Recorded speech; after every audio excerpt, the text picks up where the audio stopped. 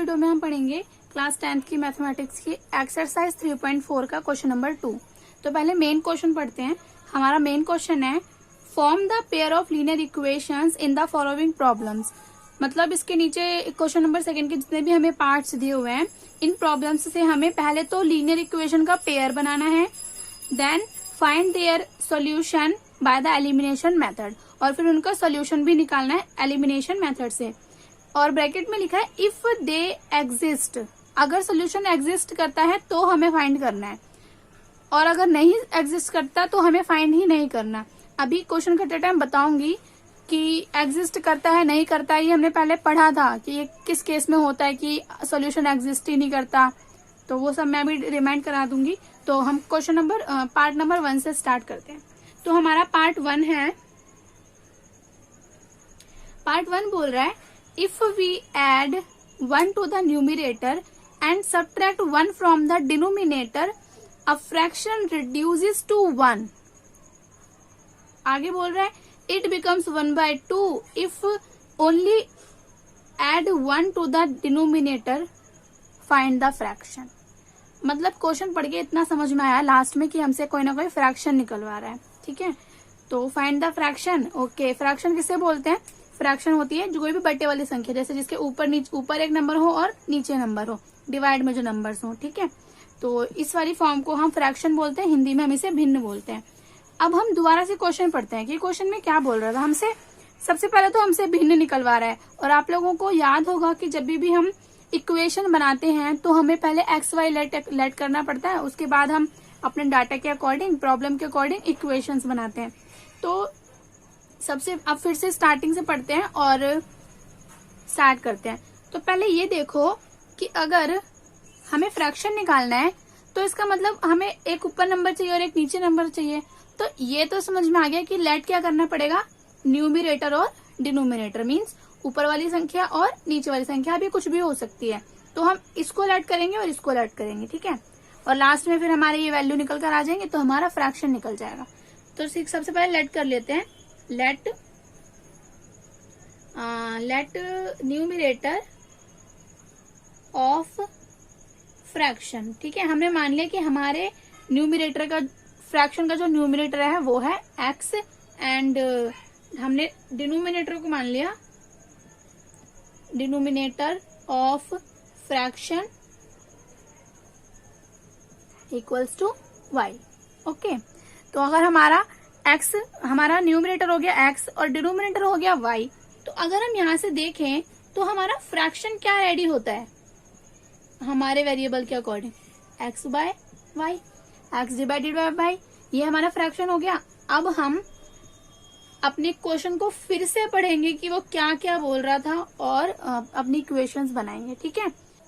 तो स्टार्टिंग में ये बोल रहा है if we add 1 to the numerator and subtract 1 from the denominator a fraction reduces to 1। ये बोल रहा है अगर हम न्यूमरेटर, मतलब ये ऊपर वाली जो संख्या है, हमारे अकॉर्डिंग हमारा फ्रैक्शन ये है, ठीक है।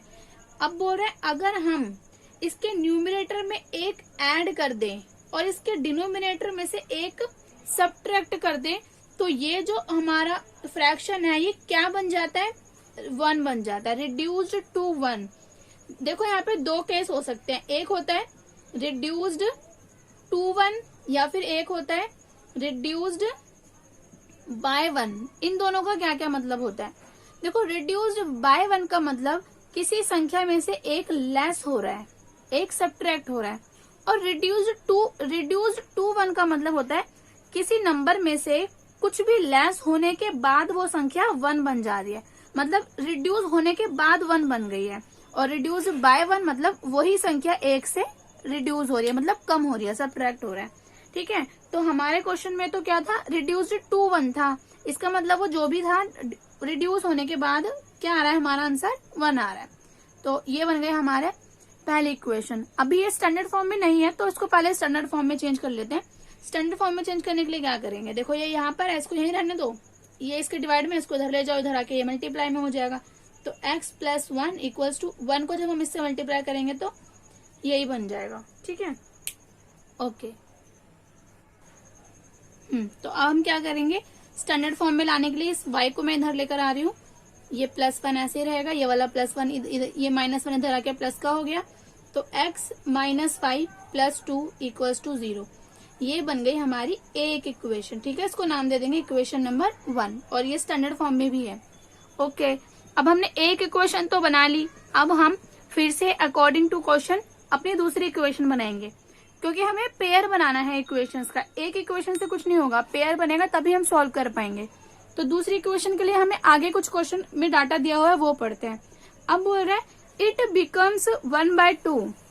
यहाँ पर इट किसके लिए यूज हुआ है? फ्रैक्शन के लिए, क्योंकि हम फ्रैक्शन की बात कर रहे हैं।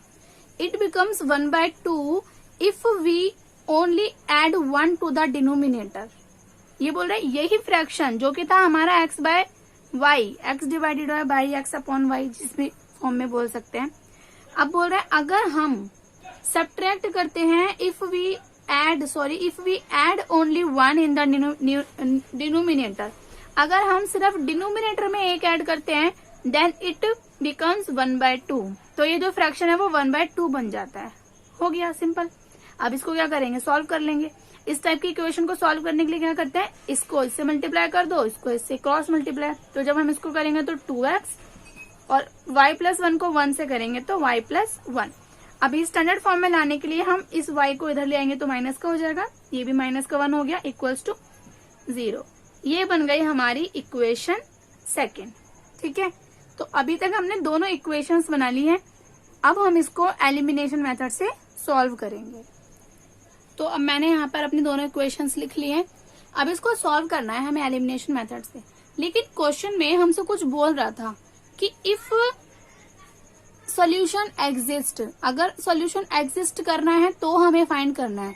तो ये कैसे पता चलेगा कि सॉल्यूशन एग्जिस्ट करता है या नहीं करता? तो आप लोगों को अगर याद हो, बेसिक वीडियो में मैंने आपको बताया था कि जो पेयर्स हैं, किसी भी लीनियर इक्वेशन के पेयर 3 टाइप के हो सकते हैं। पहला, या तो वो इंटरसेक्टिंग हो सकती है आपस में लाइंस, ठीक है, इंटरसेक्टिंग हो सकती हैं, या फिर पैरेलल हो सकती हैं, या फिर कोइंसिडेंट हो सकती हैं। अगर आप लोगों को ये वर्ड्स समझ नहीं आ रहे हैं कि ये क्या था, तो आप इस चैप्टर की बेसिक वाली वीडियो जरूर देख लीजिए, आपको क्लियर हो जाएगा। तो आपको याद होगा जो इंटरसेक्टिंग लाइंस होती है इनका एक सॉल्यूशन होता है, 1 सॉल्यूशन, और जो कोइंसिडेंट लाइन होती है इनके मैनी सॉल्यूशन होते हैं। ठीक है, और जो पैरेलल लाइंस होती है इनका कोई भी सॉल्यूशन नहीं होता। तो अगर ये लाइंस पैरेलल निकल गई, इसका मतलब कोई सॉल्यूशन ही नहीं है, इसका मतलब सॉल्यूशन एग्जिस्ट ही नहीं करता।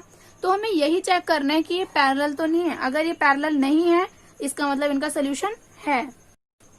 तो ये चेक करने के लिए कि इसका सॉल्यूशन एग्जिस्ट करता है या नहीं करता, हम क्या करेंगे? हम इनके रेशियो को कंपेयर करेंगे, जैसे कि हमने बाकी के क्वेश्चंस में देखा था। ठीक है, तो हम क्या कर रहे हैं? हम कंपेयर कर रहे हैं बाय कंपेयरिंग। सबसे पहले आप लोगों को याद हो तो हम A1 A2 और B1 B2 को चेक करते हैं। हो सकता है यहीं से हमें आंसर मिल जाए। तो हमारा A1 क्या है? A1 ये होता है जो x का फर्स्ट इक्वेशन में जो x का कोएफिशिएंट होता है वो A1 होता है, तो 1/A2 हमारा होता है जो सेकेंड इक्वेशन में x का कोएफिशिएंट होता है 2। अब यहाँ अगर हम, ये तो हो गया A1 A2, अगर B1 B2 की बात करें, B1 यहाँ पे क्या है? -1, B2 क्या है? -1। अभी आपको दिख रहा होगा कि क्या ये इक्वल है? ये तो इक्वल नहीं है, ये 1/2 हो रहा है और ये लेस होने के बाद 1/1 हो रहा है ना, माइनस से माइनस कटने के बाद। तो ये तो इक्वल नहीं है। ये कौन सा केस होता था? क्योंकि A1 divided by A2 is not equal to B1 divided by B2, hence these are parallel lines. ठीक है, ये पैरेलल लाइंस हैं और इन लाइंस का एक सॉल्यूशन होता है। सो 1 सॉल्यूशन या फिर यूनिक सॉल्यूशन इज एग्जिस्ट। ठीक है, क्योंकि ये पैरेलल नहीं, इंटरसेक्टिंग है। ठीक है, ये वाला केस क्या होता है? इंटरसेक्टिंग होता है ना हमारा। तो अभी ये लाइंस आपस में इंटरसेक्ट करेंगी एक पॉइंट पर, इसका मतलब इसका एक सॉल्यूशन एग्जिस्ट करता है। अब हमने बता दिया कि हाँ भाई एग्जिस्ट करता है, तो अब हम अपना सॉल्यूशन स्टार्ट करेंगे। तो सॉल्यूशन के लिए हम क्या करते हैं? आपको याद होगा एलिमिनेशन मेथड में क्या करते हैं? किसी भी एक वेरिएबल को बिल्कुल सेम बनाना होता है। यहाँ पे हमें y तो पहले से ही सेम दिख रहा है, -y, तो हम डायरेक्ट क्या करेंगे? सब्ट्रैक्ट कर देंगे। सेकेंड स्टेप से स्टार्ट करेंगे। तो हम लिख देंगे यहाँ पे बाय नाउ बाय